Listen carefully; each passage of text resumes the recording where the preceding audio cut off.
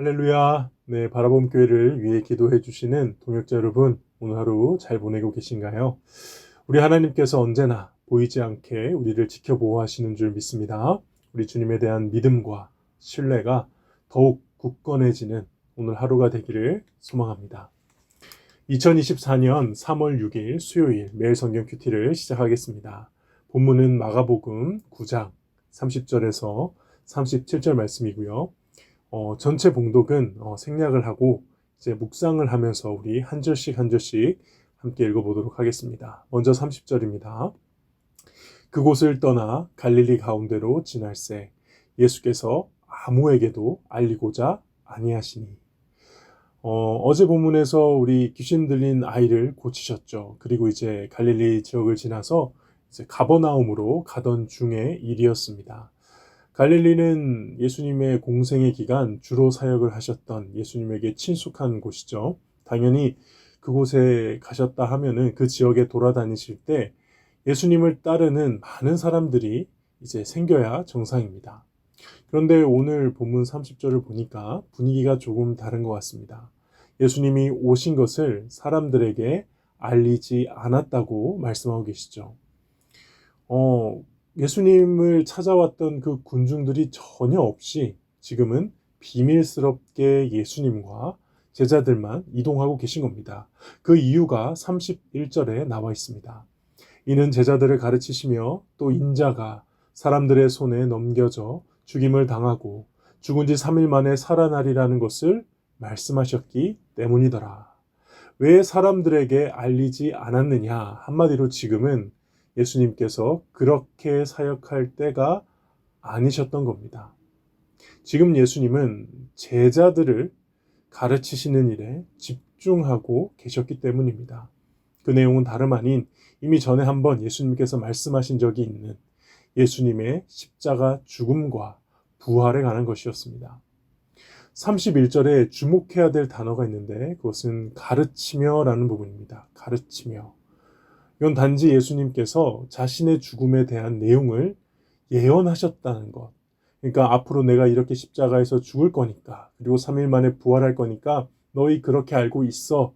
단순하게 이전에 하셨던 말씀을 반복해서 통보하신 것이 아니라 가르치셨다라고 되어 있습니다. 무슨 뜻이냐? 분명 이것은 성경을 통해서 구약 성경을 통해서 예수님께서 보내신 메시아가 어떻게 사역하고 죽을지에 대해서 나와 있는 그 성경 본문들을 통해 바로 그 메시아가 예수님이신데 그 예수님께서 이 성경 말씀대로 이렇게 죽어야 함을 가르치신 것. 그러니까 특별히 한마디로 말하면 특별하게 성경 공부를 시켜주신 것이죠. 계속 가는 길에 말이죠. 아마 추측컨대 이사야서 우리가 잘 알고 있는 그 이사야서 53장이나 다니엘서 7장들의 말씀들을 통해서 그렇게 예수님의 사역을 성경적으로 가르쳐 주셨던 것으로 생각이 됩니다. 어쨌든 이 모습을 보면서 예수님께서는 많은 사람들 앞에서 설교하고 그들의 병을 치유하고 그들을 살리는 사역도 하셨지만 또 이렇게 소수의 제자들과 은밀하게 집중적으로 성경 공부를 해야 될 때도 있었다는 것을 오늘 본문을 통해서 알 수 있게 되죠. 그러므로 우리의 사역이 또 우리의 섬김이 어떤 균형 감각을 가져야 할지 이 부분을 잘 묵상해 보면 좋을 것 같습니다. 그런데 문제는 제자들이 그런 예수님의 가르침을 전혀 깨닫지 못하고 있다는 거죠. 32절입니다. 그러나 제자들은 이 말씀을 깨닫지 못하고 묻기도 두려워하더라. 저는 제자들이 이 예수님의 가르침, 이 말씀을 깨닫지 못하는 것, 그거를 그렇게 탓하고 싶지는 않습니다. 솔직히 저라도 예수님의 말씀이 이해되지 않을 것 같습니다.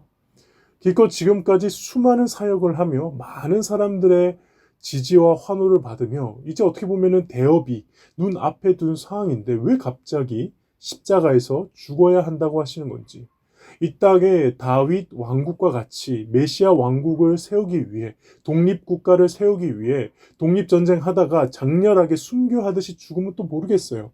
그럼 그 다음에 예수님 죽고 나서 자신들이 이어가면 되잖아요. 근데 십자가에서 죽는다? 나무에 달려 죽는다?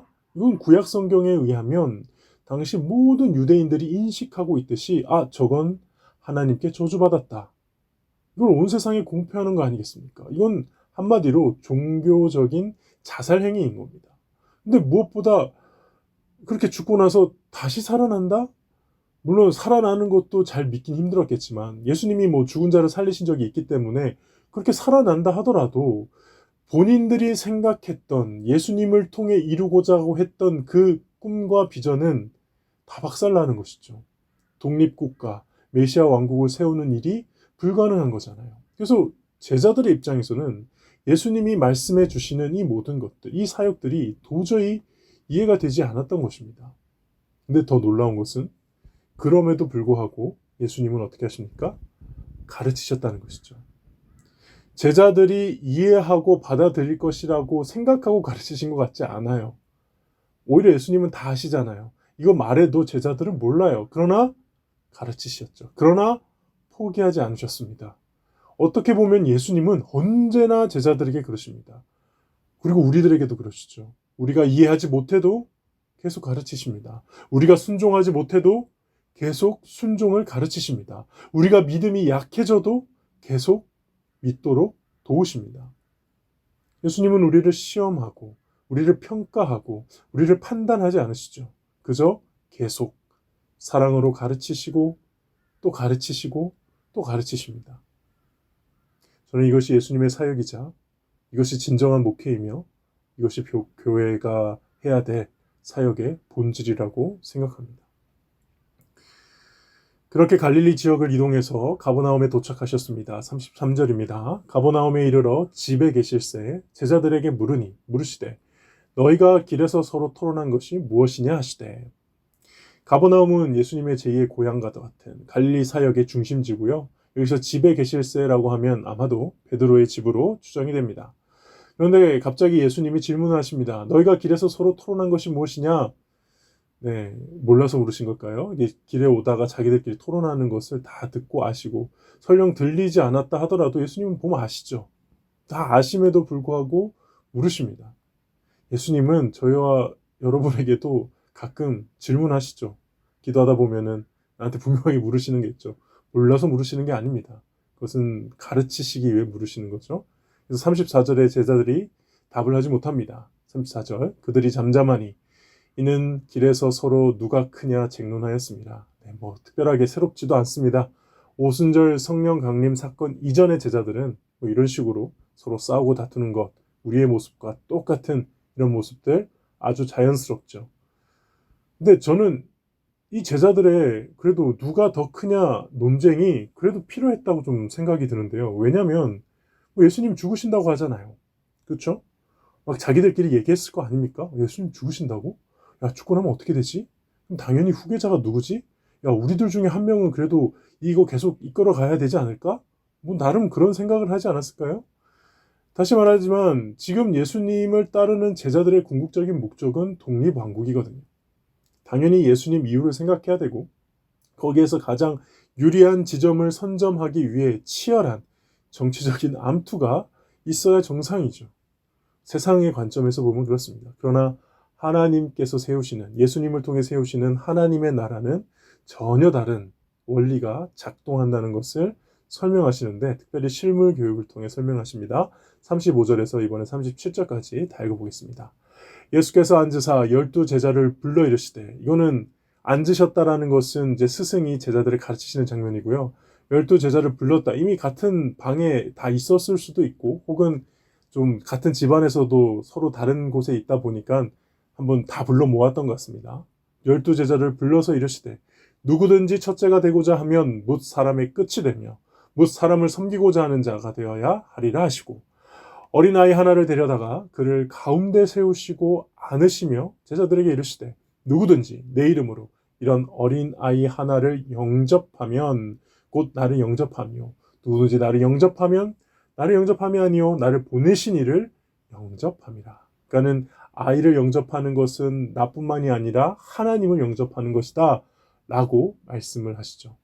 두 가지를 가르치십니다. 첫 번째, 첫째가 되려 하지 말고 끝에 있는 자, 섬기는 자가 되라. 두 번째, 어린아이처럼, 여긴 어린아이는 예쁘고 귀여운 어린아이를 뜻하지 않습니다. 당시의 의미로 치자면은 아주 보잘것없고 무시해도 되고 이렇게 사람 취급을 당시 아직 안 했던 그런 존재를 사랑하고 영접하고 환대하고 기뻐해라. 이거를 말하는 거죠. 너무 많이 들어서 감흥이 없는 그런 가르침일 수 있습니다. 근데 이 두 가지 가르침은 아주 중요한 공통점이 있습니다. 무엇일까요? 사실 예수님의 모든 가르침의 특징이자 공통점이기도 한데요. 바로 하나님이신 예수님이 인간의 몸을 입고 지금 현재 몸소하고 계신 것들이라는 겁니다. 하나님이신 예수님이 지금 하고 계신 것들을 가르치시는 거죠. 예수님은 진정한 의미에서 첫째이죠. 그런데 이 땅에 어떻게 오셨습니까? 인간의 몸을 입고 끝자리에 오셨죠.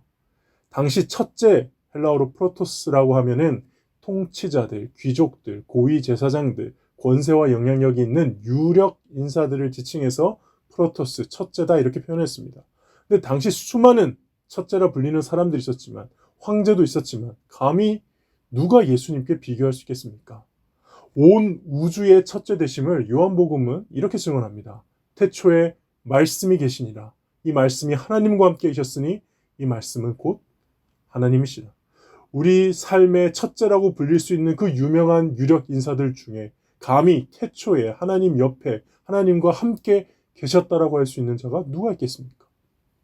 그러므로 예수님 앞에서 내가 첫째요라고 말할 수 있는 사람은 없습니다. 그렇게 착각하며 이 땅에 살다 간 수많은 첫째들 지금 다 어디 있을까요? 그런데 감히 비교할 수 없는 이 진정한 첫째이신 예수님이 이 땅에 가장 끝자리에 오셔서 섬기는 자로 오셔서 뒤에 나중에 마가복음에서 예수님이 대놓고 말씀합니다. 인자가 온 것은 섬기러 왔다.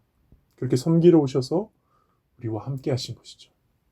이유는 당시 사람 취급 못 받던 어린아이와 같이 거룩하신 하나님의 그 입장에서는 절대 함께 할 수 없는 죄인인 우리를 영접하기 위해 오신 것이죠. 영접한다는 건요, 단순히 환영한다는 것을 뜻하지 않습니다. 이거는 가족으로 대하는, 친구로 대하는, 이건 그게 영접한다의 의미거든요. 그러니까 다시 한번 어떻게 보면은 이건 예수님이 제자들에게 너네 이렇게 해라 라고 가르치는 게 아니고 내가 지금 너희한테 이렇게 하고 있다를 가르쳐 주시고 있는 겁니다. 물론 제자들은 못 깨닫고 있겠죠. 이해를 못하고 있을 겁니다. 근데 이건 지금도 마찬가지 아닙니까? 예수님과 같은 길을 가고 있는 것 같지만 전혀 다른 길을 가고 있는 제자들의 모습, 우리의 모습 아닌가요? 예수님과 같은 자리에 있는 것 같지만 전혀 다른 자리를 구하는 이 제자들의 모습, 우리의 모습이죠. 매일같이 가르치고 매일같이 깨우쳐줘도 못 알아듣고 있는 제자들, 저와 여러분들의 모습 아니겠습니까? 그래서 그런 내 모습에 좌절하고 속상해하는 것, 이것도 이제 너무 많이 하니까 이제 뭐 속상해할 마음도 없어지는 그런 상황 아닌가요? 그럼에도 불구하고 우리가 희망을 포기하지 않아야 할 이유가 어디 있겠습니까? 예수님은 제자들을 끝까지 포기하지 않으시고 끝까지 사랑하셨다는 겁니다. 요한복음은 그 사실을 이렇게 감동적으로 증언합니다. 세상에 있는 자기 사람들을 사랑하시되 끝까지 사랑하십니다. 사랑하는 동역자 여러분, 오늘 하루도 끝까지 포기하지 않으시는 그 예수님의 사랑을 가슴 깊이 새기실 수 있기를 소망합니다. 그 사랑이 기억나기를 소망합니다. 그리고 넘어진 자리에서 다시 일어서게 하는 힘이 되기를 바랍니다. 실망하고 상처 입었다 하더라도, 지금 너무 힘들어서 하나님 찾을 수 없는 상황이라 하더라도 변하지 않는 예수님의 사랑을 의심하지 않을 수 있는 그런 축복이 저와 여러분의 있기를 소망합니다. 기도하겠습니다. 하나님 아버지, 이런 놀라운 사랑, 끝까지 사랑하시는 예수님의 사랑을 제가 그동안 받았다는 것 다시 한번 깨우쳐 주시니 감사합니다. 이 사랑을 잊으며 살았던 것 용서하여 주옵시고, 이미 그렇게 사랑하신 예수님의 은혜가 나의 삶을 주장하게 하시며 나의 의지와 생각과 행동을 주님의 사랑이 감찰하게 하시며 나의 전 존재가 예수님의 사랑으로 충만하여 그 사랑을 흘러넘치게 하는 오늘 하루가 되게 하여 주시옵소서. 예수님의 이름으로 기도합니다. 아멘.